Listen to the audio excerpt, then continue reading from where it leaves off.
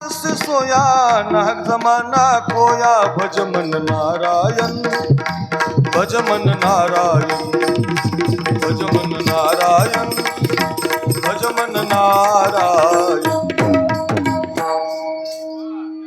परत मिळत नाही, पुन्हा पुन्हा मिळत नाही. जन्म एकदाच मिळतो.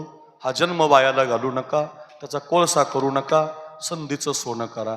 आणि जिवंतपणे तुम्ही संधीचं सोनं केलं रे केलं की शेवट तो भला माझा बहु गोड झाला या पदावरती जाता येतं. महाराज काय केलं पाहिजे, संधीचं सोनं काय केलं पाहिजे. तुम्ही चांगले ऐकणारी आहात, सुज्ञ मंडळी आहात, भाऊंच्या राजकारणातली मंडळी आहात, सगळ्यांना धरून चालणारी मंडळी आहात. ऐका रे, एक गोड नेता आपल्यातून गेला, चांगलं काम करून गेला, वयाच्या 90-94 वर्षापर्यंत जगला, पण सगळ्या गावाला आपलं कुटुंब बनून गेला. महाराष्ट्रातल्या कोणत्याही गावात गेलात तर भिगवण आणि राशीन रोडचं खेड सांगितलं की एन.डी. पाटलांचं नाव निघाल्याशिवाय राहत नाही. असा जर नेता आपल्या गावात जन्माला आला तर अशा व्यवस्थित गावाला कीर्तन जर ठेवलं असेल तर जरा शिकलं पाहिजे ना कीर्तन. नायिका संधीचं सोनं कशाला म्हणतात एक कथा सांगतो मी तुम्हाला, लगेच कळेल तुम्हाला. रामायणामध्ये पहिल्या वरानं भरताला गादी मागितली होती कैकईनं, आणि दुसऱ्या वरानं रामाला वनवास मागितला होता. 14 बरस राम वनवासी रघुकुल रीत सदा चली आई. प्राण जाए पर वचन न जाए.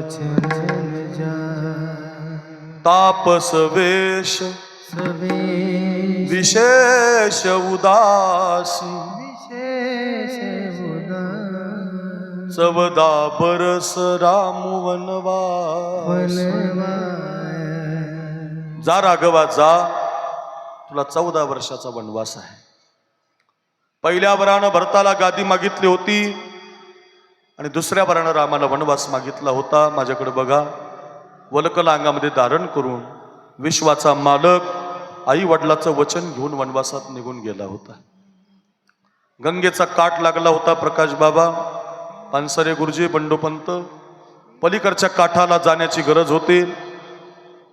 आणि आता पलीकडच्या काठाला एक नावाडी नावेमध्ये बसलेला होता. माझ्याकडे बघा, संधीचं सोनं कसं करता येतं उदाहरण शिकवेल आपल्याला, कथा शिकवेल. पलीकडच्या काठाला एक नावाडी उभा आहे, तो नावेमध्ये बसलेला आहे. अलीकडच्या काठाला विश्वाचा मालक उभा आहे. राम प्रभूनं त्या नावाड्याला हाक मारलेली आहे, हे नावाडी अरे इकडे ये. तो नावाडी अलीकडच्या काठाला आलाय. माझ्याकडे बघा, लक्ष देऊन ऐका. रामचंद्रानं त्या नावाड्याला हात जोडले. हे नावाडी, अरे आम्ही अयोध्येचे राजकुमार आहोत. मी राम आहे, हा लखन आहे, ही माझी पत्नी सीता आहे. आम्हाला प्रारब्धानं वनवास मिळालाय, पलीकडच्या काठाला आम्हाला जायचे, तुझी नाव पाहिजे. एखाद्याकडून एखादी गोष्ट जर मिळवायची असेल तर हात जोडत जा. मोठा सिद्धांत आहे बरं. तुम्हाला काही मिळवायचं असेल तर हात जोडवत जा. जगातल्या सगळ्या गोष्टी जर मिळतात तर हात जोडल्यानं मिळतं. नम्र झाला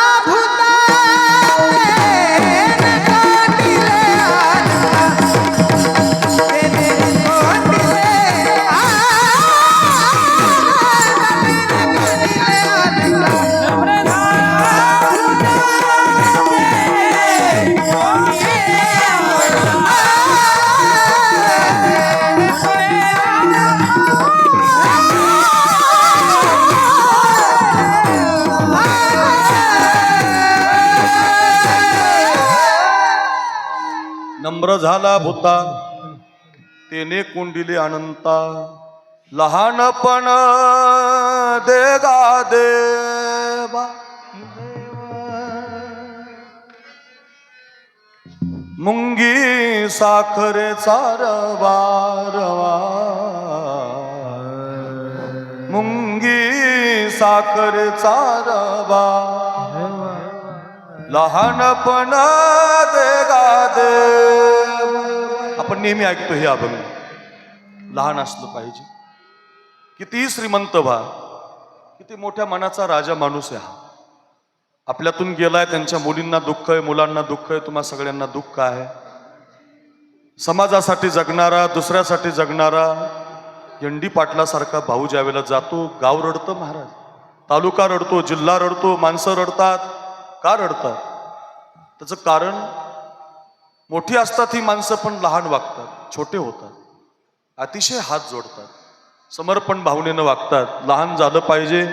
मोठा संदेश आहे हा. विश्वाचा मालक आहे, नावाडी तयार करणारा आहे, नावा तयार करणारा आहे, पण हात जोडतोय. केवट तुझे नाव पाहिजे. कायम ध्यानात ठेवा, छाती काढून जे काम होत नाही ते हात जोडून होतं. बरं, कायम हात जोडा. हात जोडल्यानं काही माणसं आमदार झालीत महाराज, हात जोडल्यानं काही माणसं खासदार झालीत. घरी घेऊन जा माझे हे. जीवनामध्ये नम्र झाला भूता किंवा थोरपणा, पराची सांडीजे, व्युत्पत्ती आघवी विसरीजे, जगा धाकुटे हुईजे ते जवळी माझी. माऊलींच्या ओव्या आहेत, तुकोबारांचे अभंग आहेत बुवा. किती किती सांगू मी तुम्हाला. अर्थ एवढाच आहे, लहान व्हायला शिका, आपले पाय जमिनीला असू द्या. वारकरी संप्रदायाचे कळस आहेत तुकाराम महाराज. अजून तेवढा श्रीमंत व्यक्ती समाजात जन्माला आला नाही, अजून तेवढा गाथा लिहिणारा महाराज जन्माला आला नाही. ऐका रे, विश्वाचा मालक ज्यांना न्यायला येतो, अभंगाचं एक ना एक पद आपल्याला शिकवणारे तुकोबार आहेत. 2-4 अभंगावर बोलणारा कीर्तन केसरी नाही, 4-5 अभंगाचं चिंतन सांगणारा कीर्तनकार नाही, 10-5 चाली म्हणणारा गायक नाही, वादक नाही. आमच्या सगळ्यांना घडवणारे तुकोबाराय आहेत. जगाचा संप्रदायाचा बाप तुकोबाराय आहे. अनुरेणुया थोकडा तुका आकाशा एवढा. ऐका, एवढे श्रीमंत गुरुजी तुकोबारा आहेत, पण स्वतःला किती लहान समजतात. मज पामराही काय थोरपण, पायीची वाहन पायी. काय शिकण्यासारखं आहे? अरे हे घरी घेऊन जा, याच्यासाठी कीर्तन आहे. श्रीमंत कितीही व्हा, विमानावर रोज फिरा रे, पण तुमचे पाय जमिनीला असू द्या. आणि जमिनीला पाय असणाऱ्या अशा भाऊंसारख्याचं नाव होतं महाराज.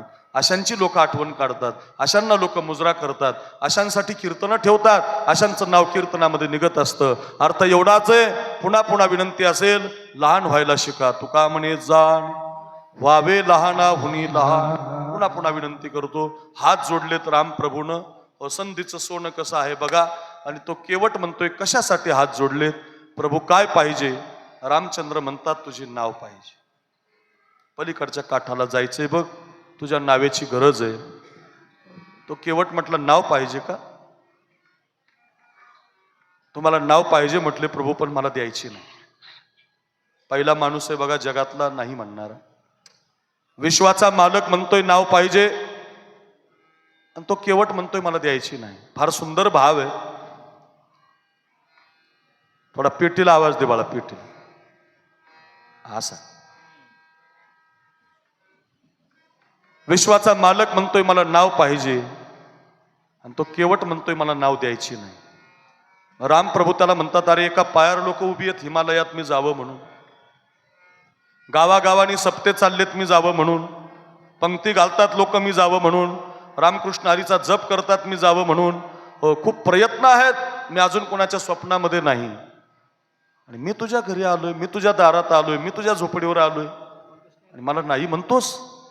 तो केवट म्हणतो, मी कुठं नाही म्हणतोय, पण ते काय, मागच्या महिन्यामध्ये तुम्ही जानकी मातेच्या स्वयंवराला जात असताना तुमचा पाय एका दगडाला लागला, आणि त्या दगडाची बाई झाली. म्हटले हो. शिळा होती मनुष्य झाली, ज्याच्या चरणाचे चाली.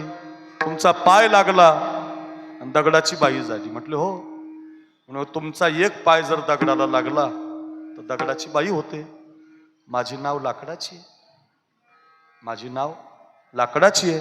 त्याला तुमचे दोन्ही पाय लागणार आहेत, आणि तुमचे दोन्ही पाय जर माझ्या नावेला लागले आणि माझ्या नावेची जर दुसरी बाई तयार झाली तर पहिलीच सांभाळता सांभाळता माझी नाकी नव. त्यामुळं तुमची दुसरी नको, त्यामुळे तुमचे पायच माझ्या नावेला नको. अरे असं कुठं होत असतं का? म्हटले मागच्याच महिन्यात झालं की. मग आता एक काम करावं लागेल म्हटले, तुम्हाला जर माझ्या नावेत बसायचं असेल, ऐका ऐका, खेड सगळ्या भाविकांनी ऐका, बहिणींनी ऐका, दादांनो ऐका. फार सुंदर आहे, अभंगाकडे जाण्याची दिशा आहे. फार सुंदर कथा आहे, आपल्या जीवनात कामी येणारी आहे, रोज वाचली पाहिजे, रोज ऐकली पाहिजे अशी आहे. संधीचं सोनं कसा करता येते माझ्याकडे बघा. प्रभू तुमच्या पायानं दगडाची बाई झाली नव्हती, मग तुमच्या पायाच्या मातीनं झाली होती. काय करावं लागेल? एक काम करावं लागेल. माझ्या घरातून एक पात्र आणावं लागेल. त्या पात्रामध्ये तुमचे दोन्ही पाय मांडावे लागतील.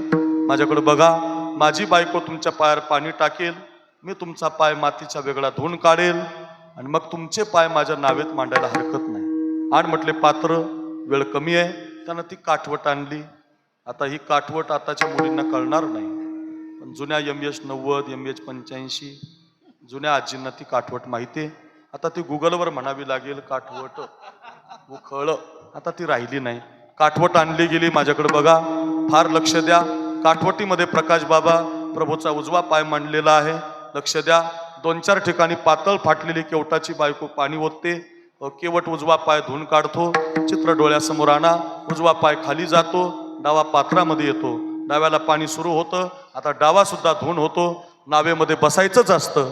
तेवढ्यात तो केवट म्हणतो, ओ प्रभू, तिकडं कुठं निघालात? उजव्याला माती लागली, मांडा उजवा. उजवा पात्रात आला की डावा खाली जातोय, डावा पात्रात आला की उजवा खाली जातोय. कोणत्या तरी पायाला माती लागत राहते. शेवटी प्रभू त्याला म्हणतात, अरे केवट, एक पाय खाली जाणार आहे, त्याला माती लागणार आहे, कुठपर्यंत पाय धुतो बाबा? तो केवट म्हणतो, प्रभू असं करा, एक पाय पात्रामध्ये ठेवा आणि एक पाय असा आधार ठेवा, माती लागू देऊ नका. एक पाय आधार ठेवा. माझ्याकडे बघा, एक पाय असा आधार ठेवायला सांगतात प्रभूला. एक पाय आधार ठेवल्यामुळं प्रभूचा तोल जातो. आता माझाच तोल जायला लागला आणि धरण्यासाठी मला माईक आहे. मी जर माईक धरला तर मला 2 मिनिटं उभं राहता येईल. तसं रामचंद्राचा एका पायावरती तोल गेला आणि धरण्यासाठीचा आसरा म्हणून केवटाच्याच डोक्याचा आसरा घेतला. ज्याचा हात डोक्यावरती पडावा म्हणून आपण रोज कीर्तन ऐकतो, भजन करतो, पंक्ती घालतो, वारीला जातो. तो हात काही आपल्या डोक्यावरती पडला नाही. केवटाच्या डोक्यावर हातही पडला, आशीर्वादही घेतला आणि प्रभू रामचंद्राला त्यानं नावेमध्ये बसवलं. नाव निघाली. पलीकडचा काठ जवळ आला. या नाना पुढे या. विठाला विठाला विठाला विठाला विठाला. आमचे साहेबराव नाना दरेकर आमच्या बीड जिल्ह्यातल्या आष्टी तालुक्याचे माजी आमदार आहेत. नानांसारख्यांच्या मैत्रीचं ते प्रतीक आहे. एवढ्या दुरून आले नाना. भाऊंनी जोडलेली माणसं आहेत महाराज. ही बहुआयामी आहेत. प्रत्येक क्षेत्रामध्ये काम करणारी आहेत. उत्तुंग शिखरावर गेलेली आहेत. पण ND पाटील, ND भाऊंना श्रद्धांजलीला जायचंच म्हणून अगदी या मंडपामध्ये आज जागा नाही, हॉल भरून गेलाय. नाना आलेत, नानांनाही धन्यवाद. अर्थ असा आहे, आता पलीकडच्या काठाला नाव आलेली आहे. माझ्याकडे बघा. आणि केवट जोरात हसायला लागला. हसणाऱ्या केवटाला प्रभूनं विचारलं, का रे केवट, आमचं राज्य गेलं म्हणून असतो की काय? आमच्या अंगावर वल्कल आले म्हणून असतो की काय? काय झालं हसायला? तर तो केवट म्हणतो, तुम्हाला नाही हसत प्रभू, तुम्हाला फसवलं म्हटलं मी आज. काय फसवलं? काही नाही म्हटले. कशाचा दगड, कशाची बाई, कशाचा पायन, कशाचं काय म्हटलं? म्हणजे अहो म्हणले, इंद्राने अस्तुभान नावाचं पातक केलं होतं. गौतम ऋषीने अहिल्याला श्राप दिला होता. त्यांची बाई दगड झाली होती. तिनं उशाप मागितला होता, प्रभू रामचंद्राचा पाय तुला लागेल, तो पुन्हा बाई होशील. असं तिच्या जीवनात घडलं होतं. तुमच्या पायाच्या मातीनं माझ्या लाकडाच्या नावेचं काही होणार नव्हतं. अरे म्हटले, मग तू तर आमचा अर्धा तास घेतला.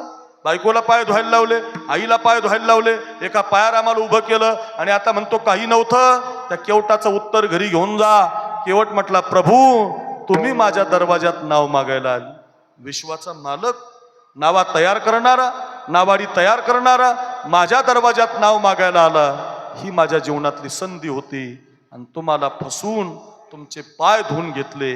हे मी केलेलं संधीचं सोनं आहे. लक्षात ठेवा, त्याला संधीचं सोनं म्हणतात. सप्ताह नावाची संधी असते, त्याच्यातली पंगत संधीचं सोनं आहे. हो, इथं कार्यक्रम ठेवलाय हा भाऊंना आदरांजली वाहण्यासाठी, व त्यांच्या आठवणी काढण्यासाठी, त्यांनी केलेल्या कार्याचा आढावा घेण्यासाठी व त्यांना मुजरा करण्यासाठी ही संधी आहे. पण इथलं जे अन्नदान आहे, इथं जे तुम्ही श्रवण करताय, हे संधीचं सोनं आहे. परत परत संधी मिळत नाही. मिळालेली संधी दौडायची नसते. संधीचं सोनं करत जा. महाराज तुम्ही काय संधीचं सोनं केलं? महाराज म्हटले, आम्हाला जन्म मिळाला आणि जन्म मिळाला तो आम्ही वायाला नाही घालवला. आम्ही त्या संधीचं सोनं केलं आणि जिवंतपणेच आमचा शेवट आम्ही गोड केला. अभंगाचं पहिलं चरण. शेवट भला, शेवट भला,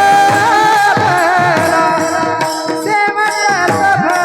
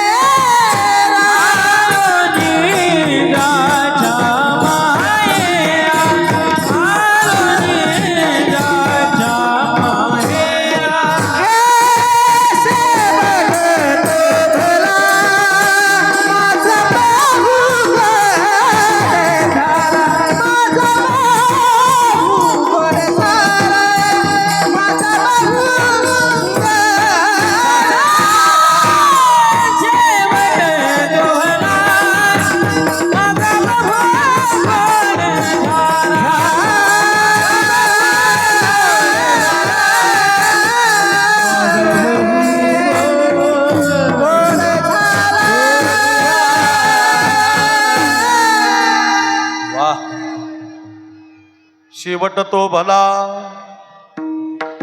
माझा बहु गोड झाला. संधीचं सोनं केलं, जिवंतपणे केलं महाराज. कधीतरी वाचा तुकोबारायांचं चरित्र. जन्म मिळाल्याबरोबर पहिलं काम केलं, ग्रंथ तयार केले. संत काय करतात? ग्रंथ तयार करतात. संत म्हणजे ग्रंथ आहेत महाराज. ज्ञानेश्वरी म्हणजे ज्ञानोबाराय आहेत, गाथा म्हणजे तुकोबाराय आहे, भागवत म्हणजे नाथ महाराज आहेत. ग्रंथ हे संत आहेत. कुणाचा बिल्ला लावू नका, कोणत्या बाबाच्या नादी लागू नका, लोक फसवतील तुम्हाला. ऐका, नादीच लागायचं तर ज्ञानेश्वरीच्या लागा, गाथ्याच्या लागा, भागवताच्या लागा. हे संत आहेत आपल्यासाठी. एक ओवी रोज वाचा. ज्ञान होय अज्ञानासी, ऐसा वर त्या टिकेसी. ज्ञान होय मुढा, अति मूर्ख त्या दगडा. एक अभंग रोज वाचा, रोज वाचा. फार मिळेल तुम्हाला, फार शिक्षण मिळेल, तुमची बुद्धी चांगली होईल, बुद्धीमध्ये प्रकाश पडेल. फक्त तुम्ही संतांच्या विचारात या. हा विचार म्हणजे कोणत्या माणसाच्या विचारात येऊ नका, ग्रंथाच्या विचार. संतांनी आपल्याला ग्रंथ दिले महाराज.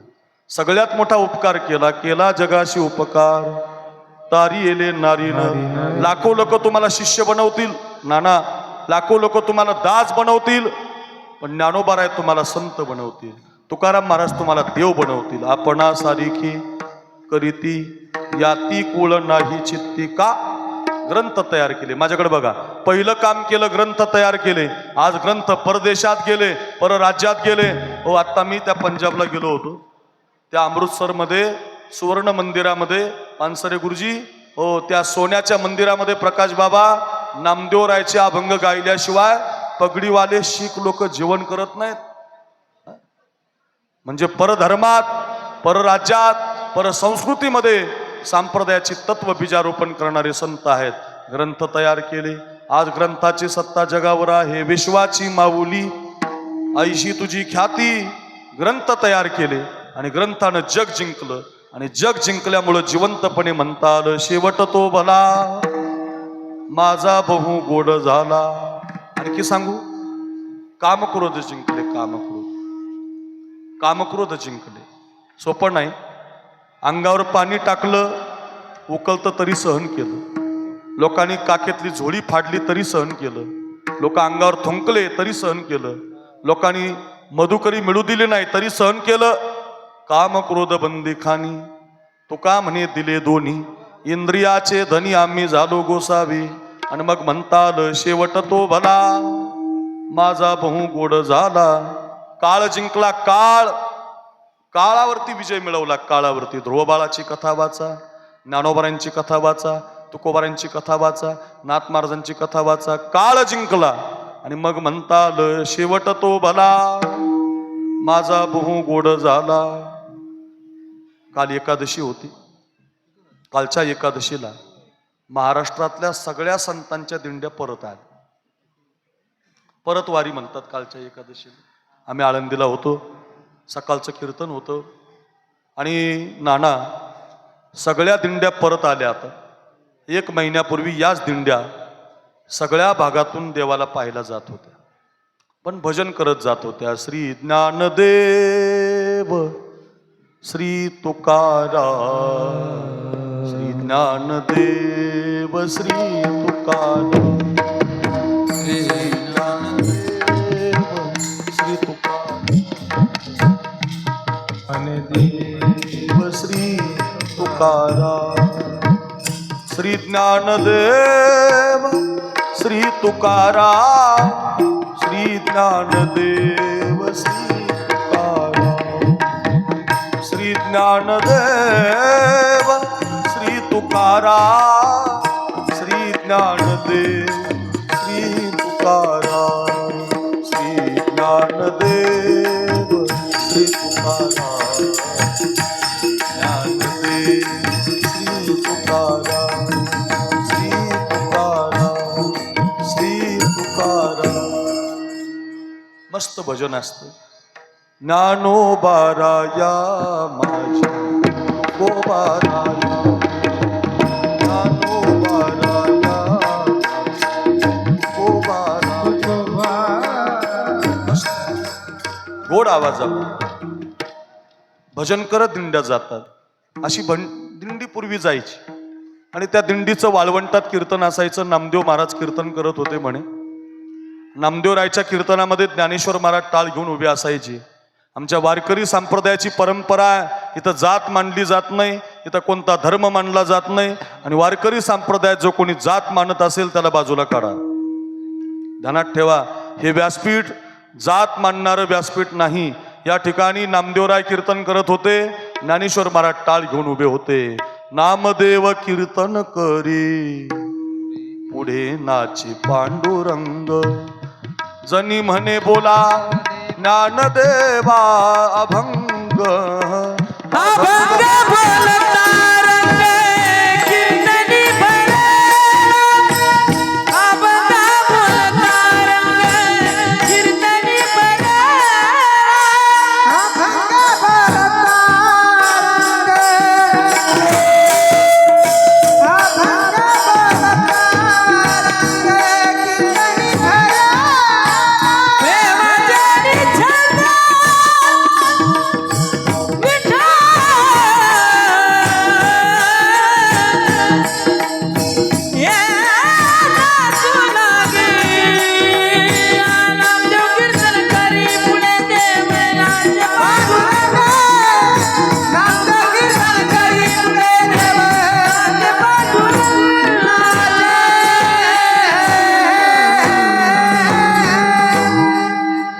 काय गोड वर्णन. नामदेवरायचं कीर्तन चालू आहे, पांडुरंग परमात्मा कीर्तनामध्ये नाचतोय. सगळे संत टाळ घेऊन उभे आहेत. मेळविली मांदी वैष्णवांची, सावता महाराज आहेत, गोरोबा काका आहेत, सगळ्या समाजाचे सगळे संत टाळ घेऊन उभे आहेत. चित्र बघा, नामदेवरायचं कीर्तन चालू आहे, कीर्तनामध्ये देव नाचतोय. अशा कीर्तनामध्ये एक 16.5 वर्षाची पोरगी बसलेली होती. माझ्याकडे बघा, शेवट कुणाचा गोड होतो पहिल्या चरणासाठी कथा सांगतोय. मला भाऊंकडे जायचंय, त्यांचा शेवट गोड करायचा. 12 वाजता आपल्याला थांबायचं आहे. कथा फार सुंदर आहे, केवटाची कथा ऐकली एवढी ऐका. कीर्तन चालू होतं, लक्ष असू द्या.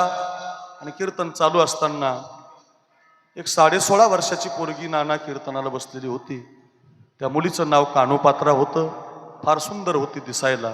सुकलेल्या कमळाच्या फुलाला जर हात लागला तर कमळ उमलायचं आणि पान जर खाल्लं तर तिच्या गळ्यातून दिसायचं. इतकी छान होती. पण दुर्भाग्य असं होतं, आई माहिती होती, बाप माहिती नव्हतं. एका वेश्येची मुलगी होती, कीर्तनामध्ये बसली होती. कीर्तन झाल्यावर ज्ञानेश्वर महाराजांचं दर्शन घेतलं आणि माऊलींना विचारलं तिनं, ज्ञानोबाराया, नामदेवराया, मी एका वेश्येची मुलगी आहे, मला मंदिरात नाचता येईल का? मला भजन करता येईल का? मला नामस्मरण करता येईल का? माझा उद्धार होईल का? माझा शेवट कोण कशानं होईल? माऊली सांगत होते, बघ, पायामध्ये घुंगरं बांध, गळ्यामध्ये विणा घे, हातामध्ये चिपळ्या घे, पांडुरंगाच्या मंदिरात जा. कोणत्या जातीची आहे, कोणत्या धर्माची आहे याच्याशी महत्व नाही. पांडुरंगाच्या पायावरती प्रेम कर. ऐका रे माझ्या दादांनो, भाविकांनो, ऐका, कुणाचा शेवट गोड होतो? कुणी म्हणावा आमचा शेवट गोड झाला. कीर्तन जर शिकण्यासाठी असेल तर ऐका. पायामध्ये घुंगरं बांधले, गळ्यामध्ये विणा घेतला, हातामध्ये चिपळ्या घेतला आणि 16.5 वर्षाची पोरगी पांडुरंगाच्या मंदिरात नाचून भजन करायला लागली. तिचं नाचणं, तिचं दिसणं लोकांना आवडायला लागलं. ऐका रे, तिचं नाचणं, तिचं दिसणं लोकांना आवडायचं. काय मुलगी गाते, काय मुलगी दिसते, काय आवाज आहे, सगळेजण तिचं कौतुक करायचे. बघा माझ्याकडं एक दिवस बिदरच्या राजाची नजर पडली त्या मुलीवर. कोणाची मुलगी आहे? एका वेश्येची मुलगी आहे. इथं का नाचते? म्हटले संतांच्या प्रमाणावर विश्वास ठेवते आणि संत वचनावर विश्वास ठेवून देवाच्या पायावर प्रेम करते. ऐका ऐका, हो, त्या राजानं आदेश काढला, इथं नाचून काय फायदा? ही पोरगी आपल्या दरबारात नाचायला आली पाहिजे. इथं नाचून काय फायदा? आपल्या दरबारात जर नाचली तर तिला प्रमुख बनवू, नाचणाऱ्याची प्रमुख करू, तिला पट्टराणी बनवू. वाऱ्यासारखे आदेश निघाले, पोरीला पकडून आणा. पोरगी पुढे पळायला लागली, पकडणारे मागे. ऐका, कोणाचा शेवट गोड होतो? पोरगी पुढे, पकडणारे मागे, पोरगी पुढे, पकडणारे मागे. देवाच्या पायापर्यंत मुलगी आली. 16.5 वर्षाची सुंदर मुलगी. आपलं मस्तक तिनं देवाच्या पायावरती मांडलं. माझ्याकडे बघा, मस्तक देवाच्या पायावरती मांडल्याबरोबर गुरुजी आपला प्राणच देवाला देऊन टाकला. जसं मस्तक देवाच्या पायावरती ठेवलं, तसा आपला प्राणच देवाला देऊन टाकला. लोटण्याचा प्रयत्न केला तर प्रेतच खाली पडलं. कोणाची मुलगी आहे? एका वेश्येची मुलगी आहे. एक ब्राह्मण म्हटलं हिला मंदिराच्या बाहेर काढा. एक ब्राह्मण म्हटलं हिची माती वाळवंटात करा. एक ब्राह्मण म्हटलं हिला स्मशानात जाळा. पण एक ब्राह्मण विद्वान होते, ते म्हटले असलं काही करू नका. एक रात्रभर हे प्रेत मंदिरात ठेवा. या मुलीच्या शेजारी मी झोपतो आणि देव जे सांगेल ते करतो. पूर्वीच्या काळातल्या साधूला देव बोलायचा ओरिजिनल होते ते. मधल्या गाभाऱ्यामध्ये प्रेत ठेवलं. माझ्याकडे बघा, शेजारी ते अनंत शास्त्री नावाचे देवा झोपले म्हणे. आणि रात्री 1 वाजता विटेवरच्या मालकानं त्या झोपलेल्या ब्राह्मण देवाला आवाज दिला, हे अनंता रे,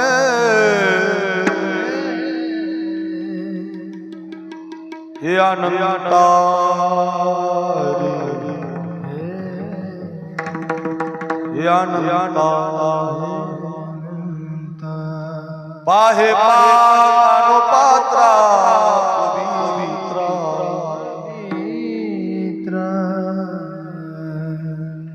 हे अनंता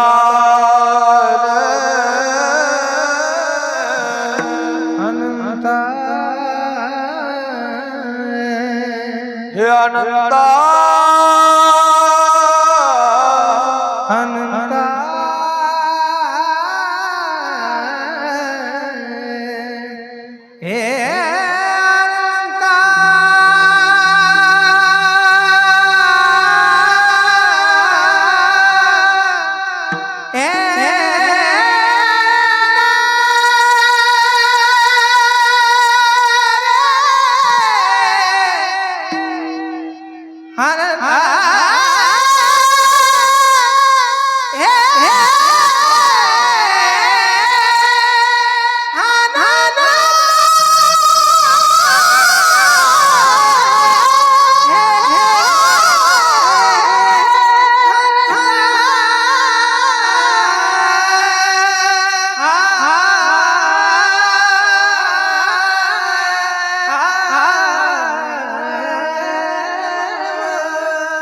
हे अनंता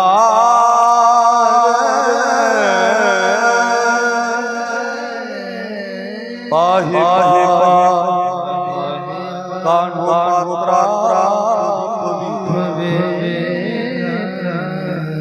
या मुलीसारखं वस्तू नाही. माझ्या पायावरती या मुलीनं जीव दिलाय. हिची माती वाळवंटात नका करू, हिला स्मशानात नका जाळू, हिला मंदिरात जाळा. उजव्या हाताला तिची माती केली. नीट ऐका, जिथं माती केली तिथं एक झाड उगवलं. या घटनेला 750 वर्ष झालेत. साखल दंडानं पांडुरंगाच्या मंदिरामध्ये पंढरपूरला ते झाड बांधून ठेवलेलं आहे. त्या झाडामध्ये कान्होपात्रेची समाधी आहे. का?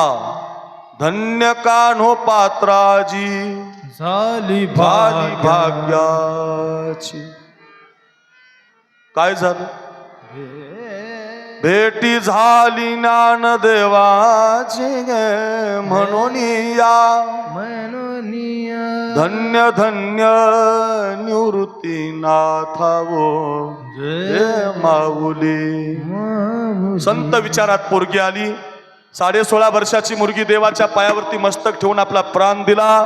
तर विश्वाच्या बालकानं तिला मंदिरात जागा दिली. हो, आज वारकरी संप्रदायातला काय कोणता जगातला माणूस देवाच्या दर्शनाला जाऊ द्या, त्याला पहिलं दर्शन कान्होपात्रेचं घ्यावं लागतं आणि मग पांडुरंगाचं मिळतं. त्या कान्होपात्रेनं म्हणावं, शेवट तो भला, शेवट तो भला, शेवट तो भला, शेवट तो गुण झाला माझा बहु गुण झाला, माझा बहु गुण झाला, माझा बहु गुण झाला, माझा बहु गुण झाला, माझा बहु गुण झाला. हे शेवट तो भला, माझा बहु गुण झाला. आवाज आहे हो. हे माझा बहु गुण झाला, माझा बहु गुण